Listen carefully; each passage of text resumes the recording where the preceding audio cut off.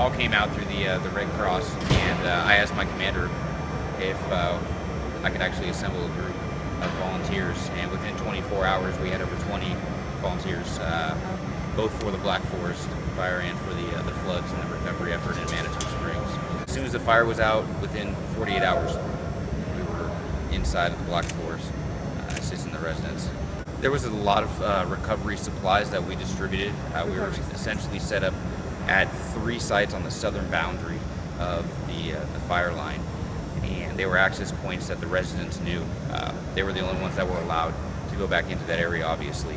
And everything from shovels, rakes, sifter boxes to interior home cleanup kits for houses that only had smoke damage, food, water, coolers, you name it, anything and everything that we could get our hands on that they needed. Dust masks that didn't inhale the ash and the soot that was present, heavy work gloves, and there was just so many other assets that were provided to them. It was hot out there, it was dry, dusty, and we just supported anybody and everybody that was out there assisting in the recovery effort. The Black Forest effort was roughly 2 weeks.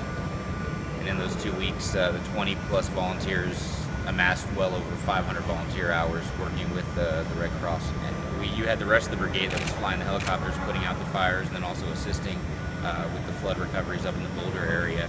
And so what better way, we decided to handle the ground portion of assisting the residents.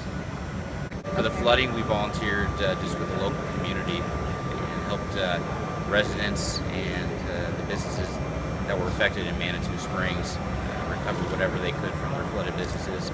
We helped them clean out the basements and any of the areas that were affected by it. The flood effort was about a week solid. We did everything from helping to clear residents' properties of debris and broken bridges that were associated with like the Fountain Creek overflowing its banks, and then of course we did a lot of work in the Manitou Springs downtown area, helping the business owners recover their items that they could and clean out their basements and storage areas.